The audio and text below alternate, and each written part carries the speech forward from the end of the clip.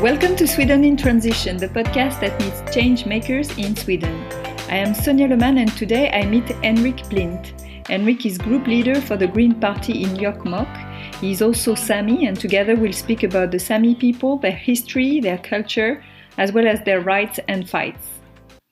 The Samis are Europe's only indigenous people whose land, called Sámi, encompasses large northern parts of Norway, Sweden, Finland and Russia.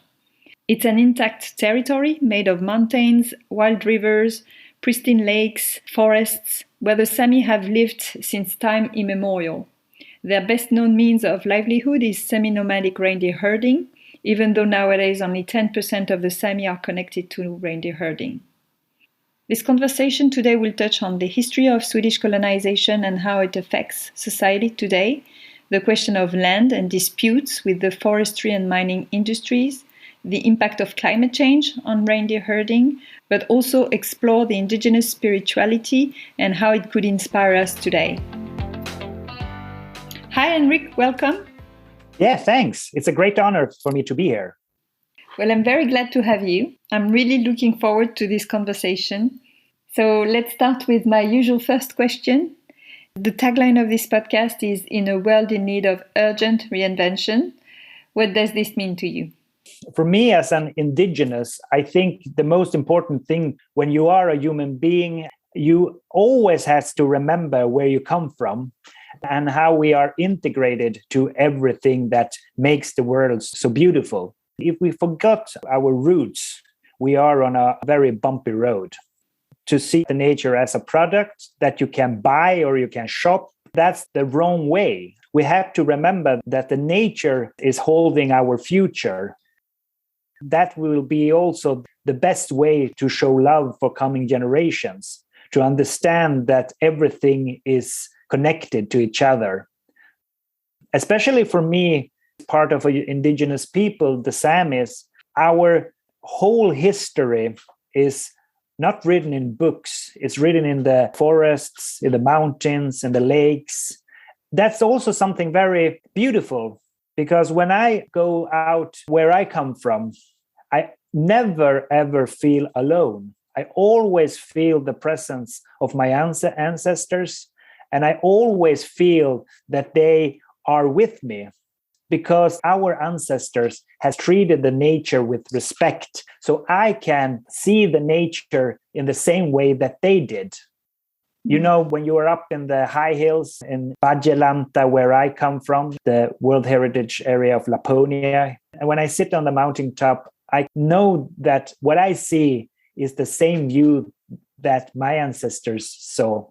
And it's also something very special that I also can make up a fire with stones that my ancestors has put around Aran, that like we call in Sámi, when we put stones in a circle so the fire won't go outside the circle. When I sit there, I also understand how much responsibility our generation has to coming generations. Mm. Yeah, before we started this discussion, you said you wish that we could have this discussion around a campfire. The campfire is something that connects us people around the world. I mean, every culture has had a fire to cook food, and the fire is something that connects us all. I think the best conversation that I have had in my life is around the campfire. When you are in the forest, in the deep forest, then the sun is going down and everything's getting darker and darker. And the only thing that gives you a feeling of that you are safe is the fire. So when it's sparkling, it's also a fantastic way of starting conversations about the past and the future. Mm. You represent the Green Party in Jokkmokk. How did you enter in politics and what is your role? Well, I have always been a person that wants to speak up. I have always had a great feeling of standing up for what I believe in and what I come from. Even if I didn't thought that I would be a politician, everyone else saw that. And why I went part of the Green Party were very simple for me, because the Green Party has so much in common with the Sami values of looking at the solidarity for future generation and also having the respect for the nature and other cultures. And that's all what I have come from, what I have been raised up in. When I understood that there was a party in the Swedish parliament that had those values, I felt that that's perfect. And I want to join there and find other people who don't even is Samis, but we still share the same values. It's giving me so much. So right now I'm sitting in the local council, kommunfullmäktige, and I'm also part of kommunstyrelsen, the board of the municipality. I'm a spokesperson for the Green Party here in Jokkmokk. And what are the issues that are top priority for you at the moment? There is a mining project here in Jokkmokk, in Gallok, and that's something that takes a lot of time of me and my party. And we have been struggling against that project in this last 10 years. And especially right now, when the Swedish government has been talking about that they will come with a decision about if they will give a permission for this project or not. So right now, every hour that I'm awakened, I work with this question. But it's also giving me energy because I'm also meeting so much other people who have same fire. It gives me also a lot. So I'm not a victim at all. We'll come back to this. Before, I can ask you to make an introduction of Sami people, the Sami land, so we understand the context. Well, the Sami people, we are an Arctic indigenous people. We live in the north part of what is also known as Sweden, Norway, Finland, and also some part of Russia. We are indigenous people. We have been here since, I don't know when we came here. Our culture is connected very much to the reindeer as a creature, is something that unites us all, that has been animal that has always been with us. First, we hunted them. And after that, we also started herding them, what we are doing right now.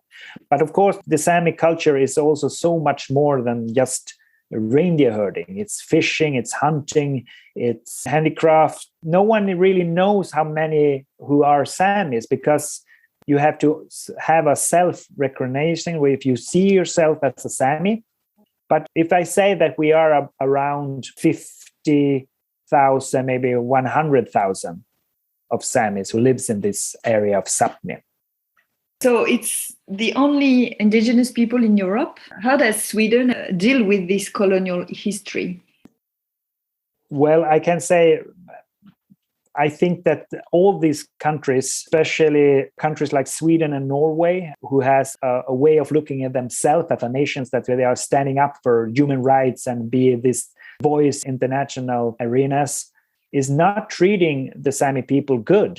In Sweden, the government is pointing finger to Brazil and China, how they are treating people there. But the same things is actually happening here in Sweden. I mean, with timber extracting, with minings, and now there is also a new word that is coming up, and that's called the green colonization, to take the next step to live more with harmony with the planet, is giving big impacts to the indigenous lands with windmills, with cutting trees, and so on. This is something that we as Samis has to deal with every day. The biggest mistake that Sweden is doing as a nation, the majority of the decision makers in the Swedish parliament is not even talking about the history of Sweden as a country that has colonized on other cultures' lands. And that to taking the right to do that is happening right now. I've seen that the Church of Sweden recently apologized. I think it was in December last year. Do you think that will make a difference? Well, of course, it's important when the church is doing that. But as always, when you ask forgiveness for something, you have to also show action. It can't just stay with words. It's so easy that we'll stay with empty words. What were the historical abuses that happened? It started in 1600th century when the country of Sweden was starting to rise, and they started to also see that there were resources up in the north. Like many other countries that has colonized areas, working with the church. The first thing they did was to remove our traditional religion and replace it with the state religion. So that first abuse, that we didn't have the right to have our own religion, that the church and the state take away from us. In a traditional Sami religion, we believed that, and I say believed because the religion is gone. We don't have a Sami church any longer, but it's still so deep in our way of looking at the nature. We didn't believe that we have just one God.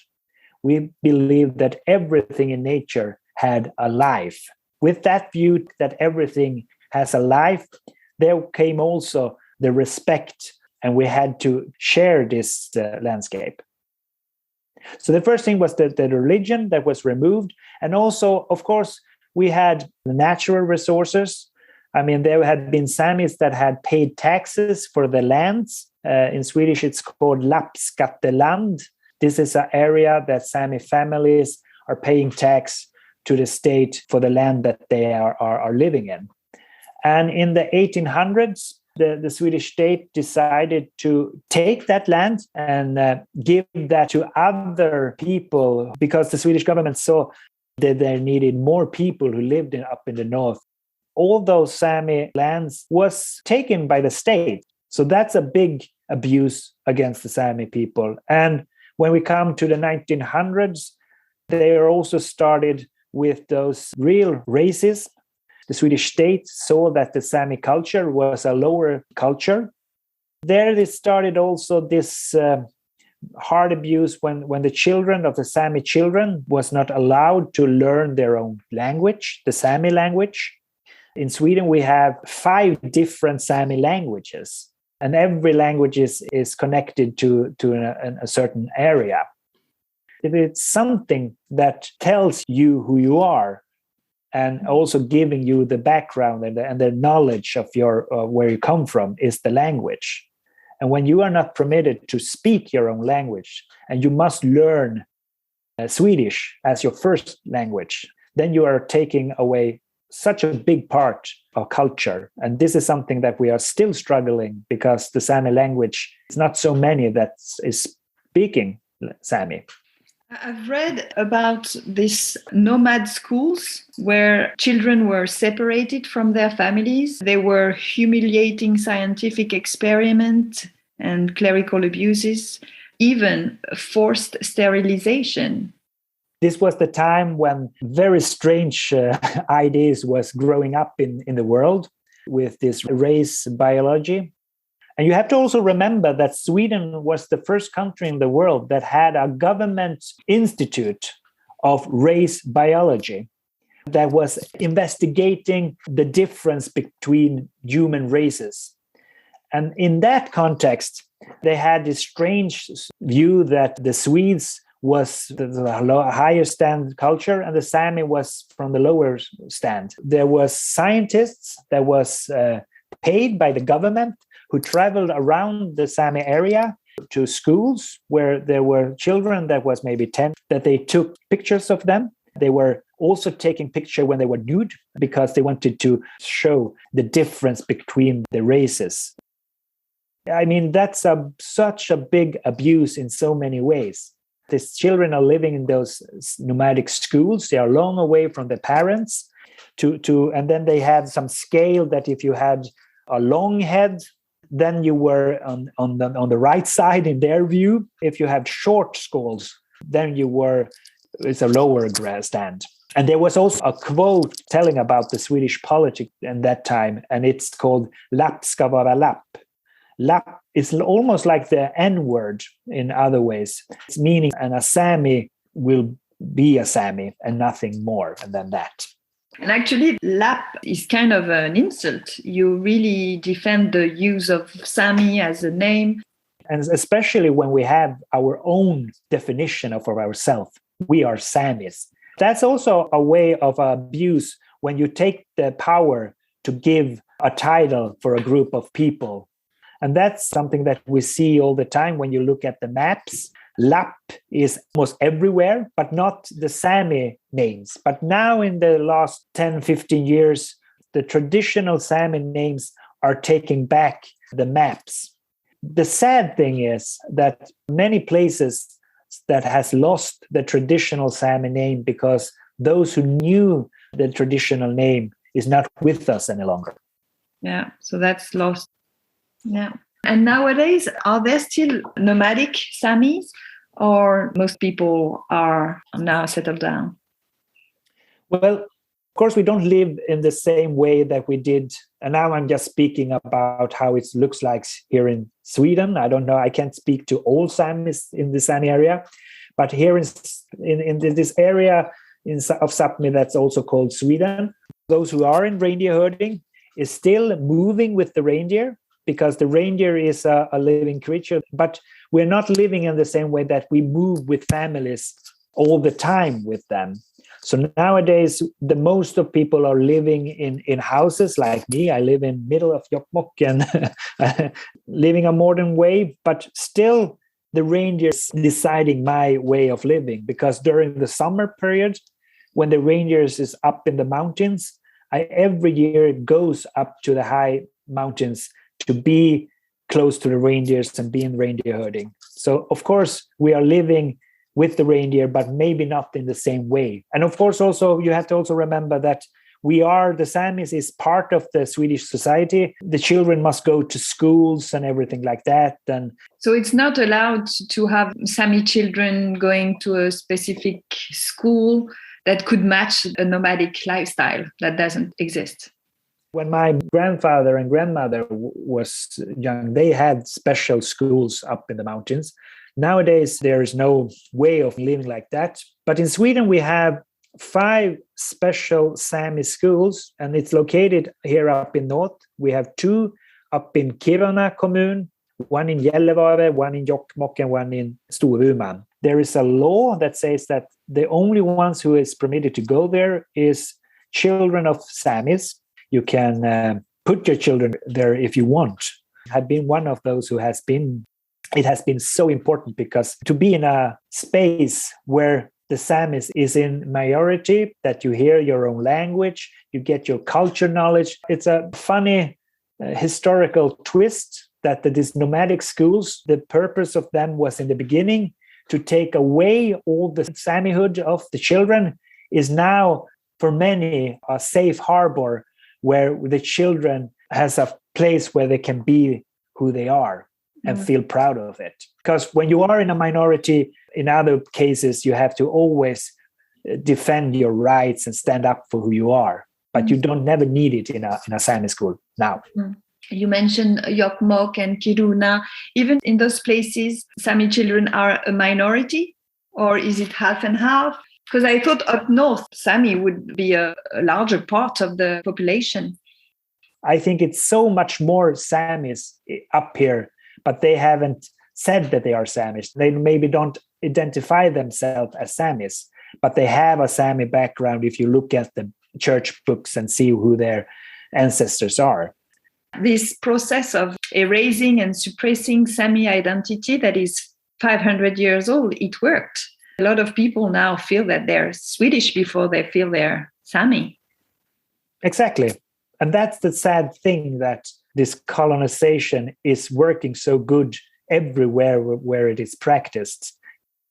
If you have also heard through your whole childhood that you are coming from a culture that's not good enough, and then you'll be presenting that now you can leave this thing that is not good. I don't blame those who took that step, who left the Sami culture and went part of the Swedish culture. I mean, that was what happens when you have always been pulled in a corner. Then you have just 2 options: to fight to the end or surrender.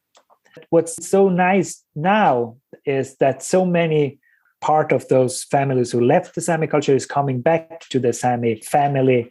They just stand up and say, I'm a Sami, I'm proud of it, and here I am, take it or leave it.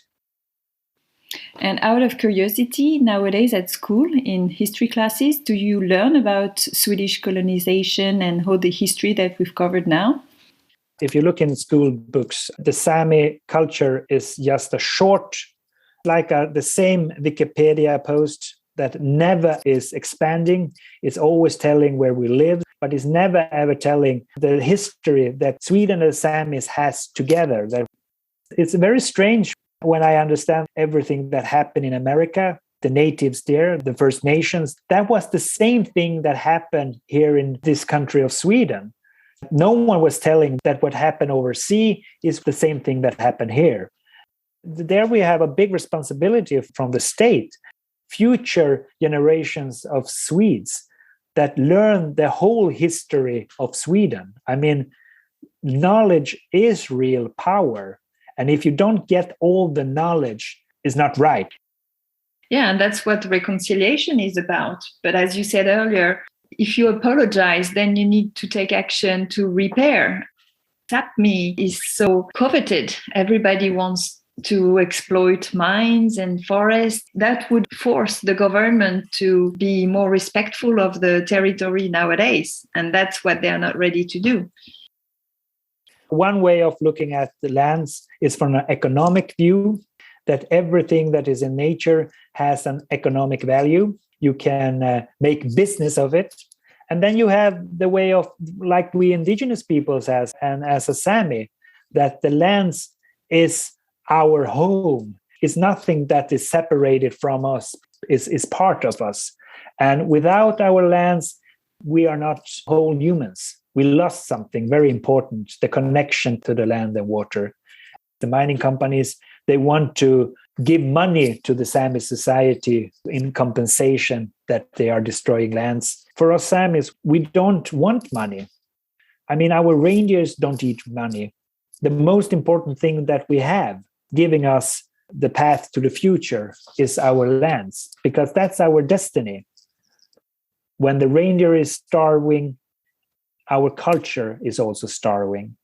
And that's something that happened with big extraction like mining, but also the climate change, when our reindeers, in fact, are starving in real, because reindeers don't find their food because the winters are upside down and they don't find food because it's so icy.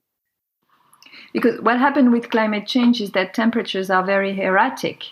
So it's cold and it snows, and then snow melts, then it's cold, so it freezes again, and a layer of ice is formed on top of the lichen, which is reindeer's food. And they can't get through that much ice.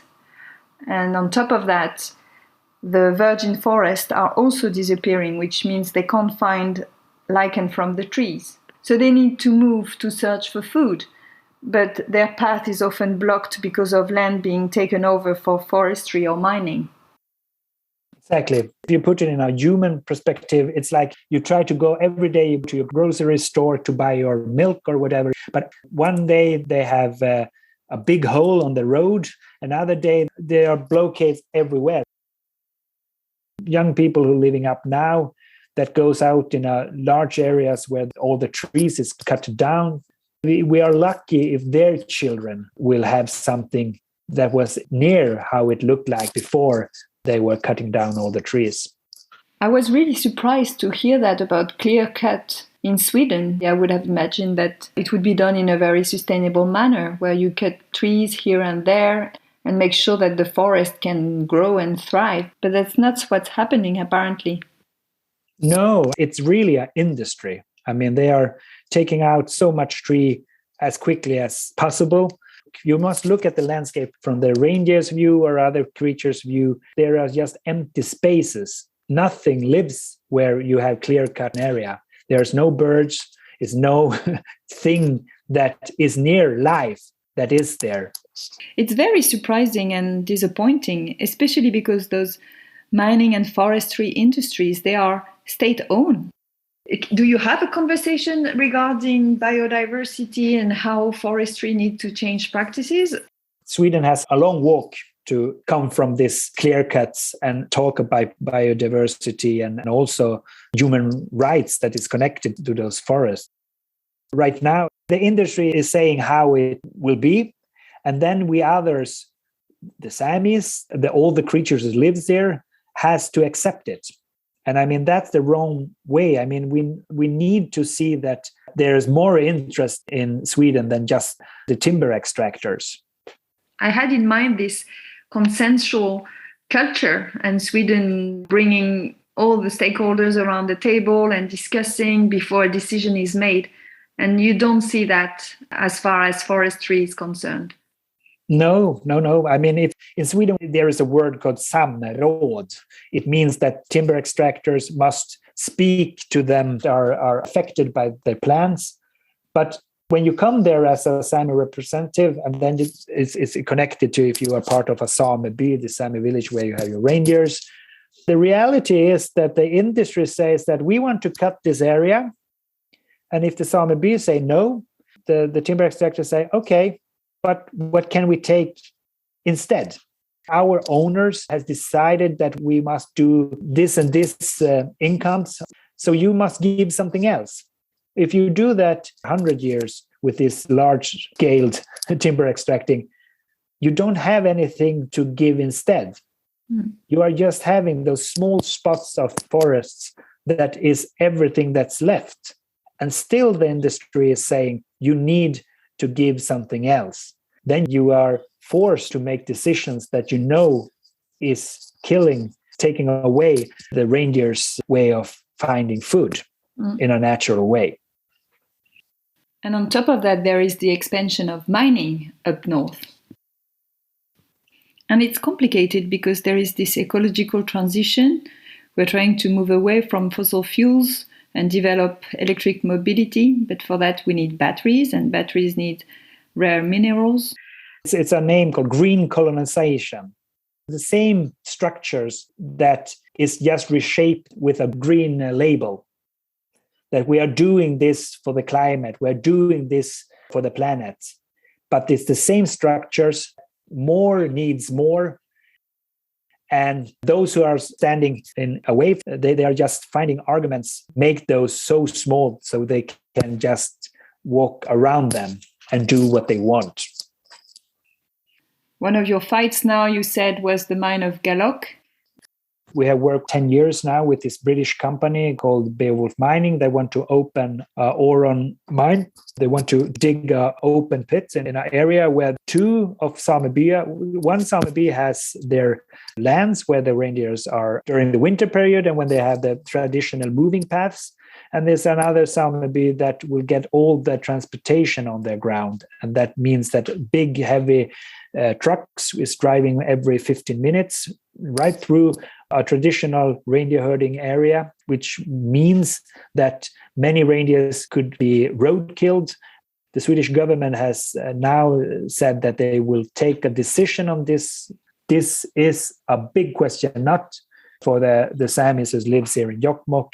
This is also a question that unites Samis all around the Sami area, because this is such a symbolic question, because this is showing in real how the Swedish government is looking at us Samis, and not just empty words about how important the Sami culture and the reindeer herding is for Sweden. There was a decision made by the Supreme Court in Norway recently in favor of Sami's rights.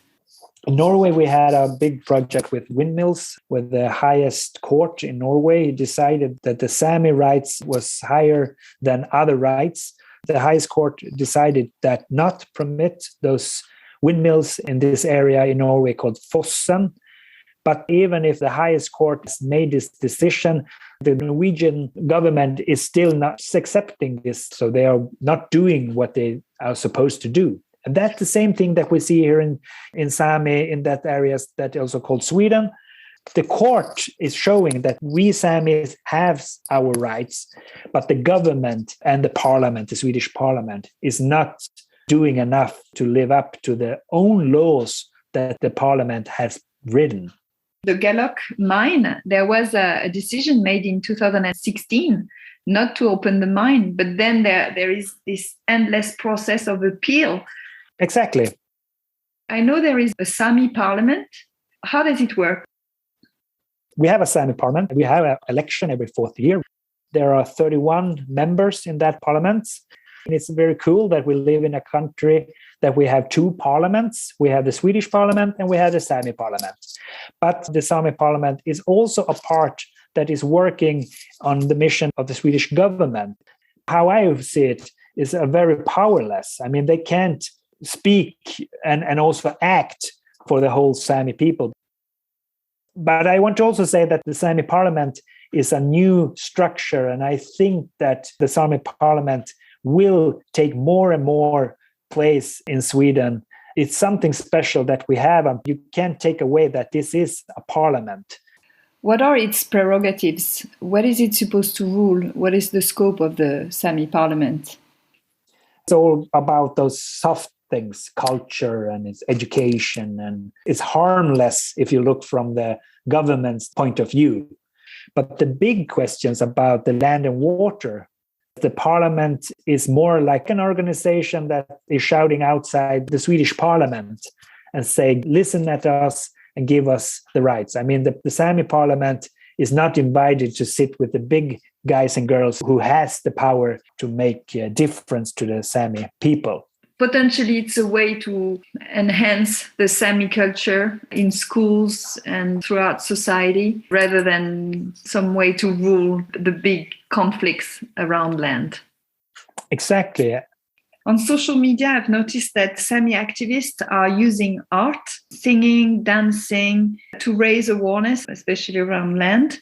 Also, Extinction Rebellion has joined forces to support Semidemonstration. What can you tell me about that? This is a way on social media that you can get out your own message, taking the stage from their own perspectives directly to so many people. I'm so hopeful for the future of the Sami culture because we are proud people and we are taking action and are also speaking out for our rights. And that is something that we see everywhere in the Sami society, because that's also something that we have in our history. There has always been others that has told our history. People that came to this area and wrote down what they saw. What we have done now is that we are writing our own history with our own words and perspectives. And this is something that the universities has to use as knowledge. And I see also that we have a bright future, even if we have so many fights to take. We are now around this campfire, sharing our perspective of the way we humans must live. So now it's up to those who wants to listen to our story, come to our campfire and really, really listen and join us and learn more about us and also about Sweden's history and future. It's great to use art because it's your way of expressing yourself in your own terms, and also because it speaks to your mind. This is wrong. What we are doing here is wrong, but it's also speaking to our heart and our souls. It invites us to change our perception of the world, seeing the beauty of it first, connecting with what feels right beyond short-term economic interest. With the climate change and so on, we must change the way of living. One of the voices we need to listen more at, the knowledge that they have, is the indigenous people and the Sami people. We need all knowledge, and one of those are the indigenous knowledge. Do you have a quote or a book that will help us follow up a little bit on this conversation? We have a great poet in Sápmi. His name was Ailuhash, and he had a quote that said that my home is in my heart and it's moving with me. It's telling so much about the way of living as a Sami. Your home is not a place, it's something where you are, and you have it always with you in your heart. I would like that more of your listeners read his words. They are also translated in English to get so much knowledge about the Sami way of looking at yourself and your place in nature and the world. I will put the link on the webpage. Well, thanks for your time. It was fantastic speaking to you. I think this was a fantastic conversation, and I have been glad to be your guest. I mean, the history is like the history is, and the only thing we can do is not do the same mistake and don't talk about the past. And because we have so much to learn of that, and now we must walk forward as a team and learn of each other. We need all knowledge in the world to struggle to all the big things that we are in ahead, the climate change. Very true. So thanks. It's been a great honor for me to be here. Thank you so much, and good luck for your fights and things going on right now. We'll follow that up. Thank you. Bye.